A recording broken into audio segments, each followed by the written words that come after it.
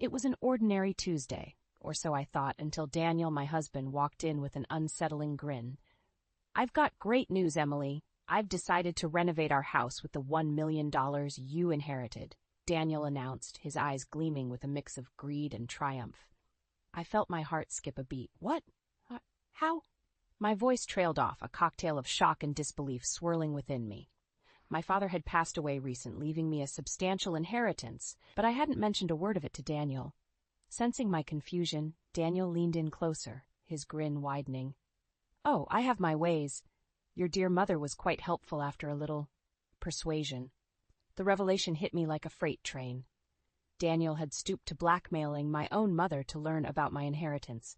Anger boiled within me, but I fought to keep my composure. "How could you threaten my mother? That's low, even for you," I spat, my voice sharp with accusation. Daniel shrugged nonchalantly. "It's not a big deal, Emily. Besides, it's done. I've already signed the contract for the renovation. Your little inheritance is going to turn this dull house into a palace." I stood up, my hands trembling. "You had no right to do that. It's my money, not yours." But Daniel's smirk didn't waver. "In marriage, what's yours is mine, sweetheart. And let's face it, you weren't going to spend it wisely anyway." I struggled to find words, my mind racing. This wasn't the man I had fallen in love with, the man who had once spoken of dreams and shared laughter over cups of coffee. This was someone else, someone consumed by greed and manipulation. "I can't believe you," I whispered, feeling a profound sense of betrayal. Daniel's expression softened for a moment, but it wasn't out of remorse. "Come on, Emily. It's for us, for our future. You'll see. You'll love it once it's all done." But his words fell on deaf ears. I knew then that the man I married was gone, replaced by a stranger I no longer recognized. As I looked at Daniel, a plan began to form in my mind. I wouldn't let him get away with this. Not now, not ever. This was just the beginning, and I was ready for whatever came next. 3 years ago, the world seemed a brighter place.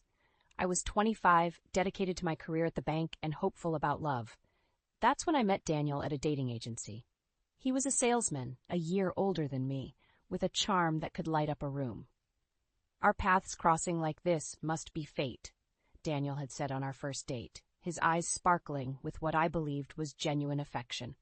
We quickly fell into a comfortable rhythm. He was funny, attentive, and seemed to genuinely appreciate my ambitions. "Emily, you're not just a career woman, you're my Wonder Woman," he would often say with a smile that warmed my heart. Within a year, we were married. It was a small, intimate ceremony, just the way we wanted. Our vows were promises of support and love, and I believed every word we said to each other. Our honeymoon phase was blissful. We would spend evenings talking about our future, about the home we would build, the places we would travel to. But slowly, and then all at once, things changed. It started with subtle comments. "Must be nice to earn so much," Daniel would say with a hint of sarcasm. At first, I brushed it off as harmless banter, but the comments became more frequent, more bitter. Then came the shift in his parents' behavior. Initially, they had welcomed me with open arms. "We're so lucky our son found someone as successful as you," they would say, their faces beaming with pride. But their true colors soon showed. It was during a casual dinner when his mother first made a blunt request. "Emily, dear, you earn quite well. Could you lend us some money? We've been eyeing this new car." I was taken aback but tried to respond diplomatically. "I'm sorry, I don't lend money to family. It's a policy of mine." Their reaction was immediate and harsh. "We thought you were part of this family. What's the use of having a daughter-in-law who won't help out?" His father had barked. Daniel, who had once defended me, now sat in silence, his eyes avoiding mine. It was a painful realization. The love and respect I thought we had were conditional, hinged on my financial contributions. I felt like a resource, not a family member. As these incidents grew, so did the distance between Daniel and me. The man I married, who once looked at me with admiration, now glanced my way with envy and entitlement. And amidst this turmoil, the news of my father's illness arrived, a painful twist in an already unraveling tale. The days following my father's diagnosis were a blur of hospital visits and sleepless nights. Amidst this chaos, the cracks in my marriage widened into gaping chasms. It was during one such visit to my parents' house that I realized the extent of Daniel's indifference. My mother, teary-eyed, clung to my father's hand as the doctor explained the severity of his condition. I had barely managed to hold back my own tears. Returning home that evening, I shared the grim news with Daniel. His response was a dispassionate, "That's tough. Anyway, what's for dinner?" His lack of empathy was like a slap in the face. The man who had once promised to stand by me in sickness and in health couldn't muster a shred of concern for my dying father. In the weeks that followed, Daniel's behavior grew increasingly self-centered. He began making extravagant purchases, justifying them with, "You can afford it, Emily. Why not enjoy life a bit?" Meanwhile, my father's health deteriorated. The hospital became my second home, the place where I watched the strongest man I knew fade away. The day my father passed was the day part of me died, too. I returned home from the funeral, emotionally drained, only to find Daniel lounging on our new expensive couch, eyes glued to the TV. "Your father's funeral, huh? Must have been a drag," he commented without looking away from the screen. I stood there, numb, unable to comprehend how I had ended up married to someone so callous.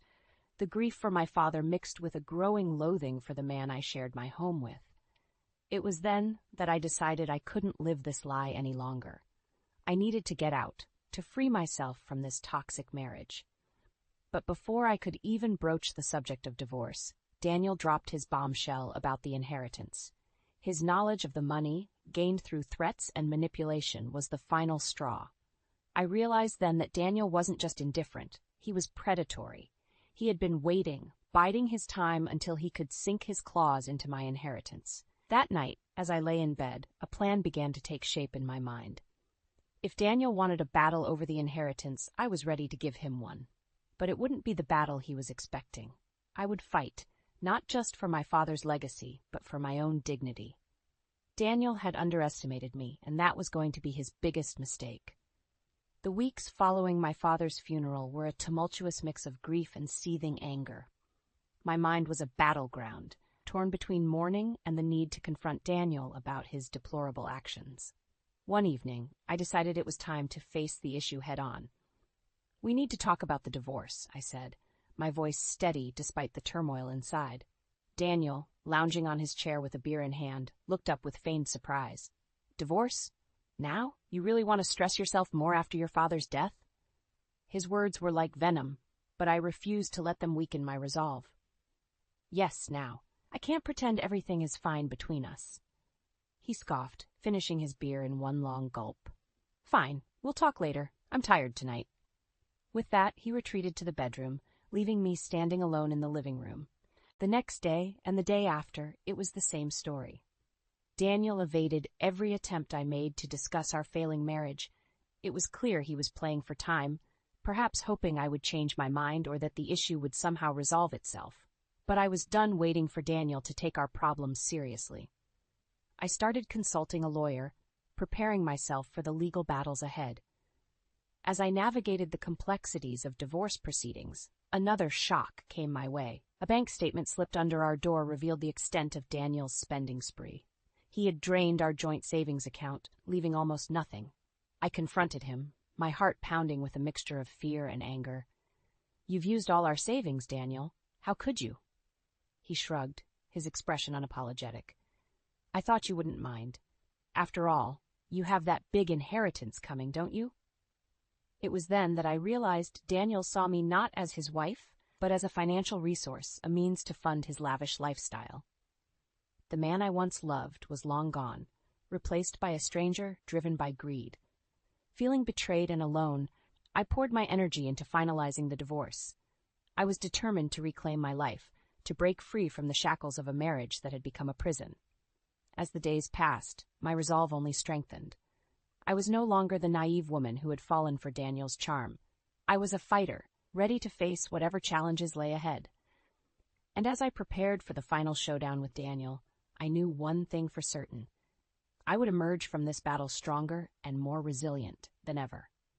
The day I confronted Daniel about the divorce and his deceit was a turning point. I had gathered all my courage, ready to face whatever came my way. "Daniel, we need to settle this once and for all. I want a divorce," I stated firmly, my voice echoing in the now barren living room, a stark reminder of his reckless spending. Daniel looked at me, his eyes cold and calculating. Sure, let's divorce, but remember, I'm entitled to half of your inheritance. I couldn't help but smirk at his ignorance. Actually, Daniel, inherited property is not considered communal property. You won't get a cent of my inheritance. His face contorted in anger and disbelief. What? That can't be right. I'll get a lawyer. You'll see. But I stood my ground. You can get 10 lawyers if you want. The law is clear, and by the way, I already have one. The following weeks were a flurry of legal documents and tense meetings, but I was determined to see it through. I would not let Daniel intimidate me any longer. Then karma made its grand entrance. Daniel's attempt to manipulate the situation backfired spectacularly. The lawyer he hired was no match for the clear-cut laws of inheritance. His face, when he realized he wouldn't get his hands on my father's legacy, was a mix of shock and fury. But I wasn't done yet. I took legal action against him for depleting our joint savings account. The court ruled in my favor, ordering him to repay every penny he had squandered. As I walked out of the courthouse, a weight lifted off my shoulders. The divorce was finalized, and I was free from Daniel's toxic grip. But the sweetest victory was yet to come. The construction company Daniel had contracted for the renovations came after him for the unpaid balance. With no inheritance to fall back on and his savings gone, Daniel was cornered. It was a fitting end for a man who could trample over others for his gain. He was left to face the consequences of his actions, a harsh lesson in greed and deception. As for me, I emerged from the ordeal stronger and more independent. I had stood up to Daniel and reclaimed my life, my dignity intact. And in that moment of triumph, I knew that no matter what life threw my way, I would always find the strength to overcome it. The final chapter of my marriage to Daniel was written in the lawyer's office, a room filled with the cold formality of legal proceedings. As I signed the divorce papers, a sense of liberation washed over me. I was closing a painful chapter of my life, but more importantly, I was opening a new one. In the days that followed, I moved out of the house we once shared. Each box I packed was not just filled with belongings, but with memories, some bitter, some sweet. It was a cathartic process, letting go of the past and looking forward to the future. With the divorce finalized, I took a bold step. I sold the family home, the place that had witnessed so much of my life's drama. The sale was quick, and the proceeds were more than enough to start anew. I found a quaint apartment in a quiet neighborhood, a place where I could heal and rebuild. My mother, having witnessed my struggles, decided to join me. Together, we created a new home, filled with love and support. As for Daniel, karma continued to follow him.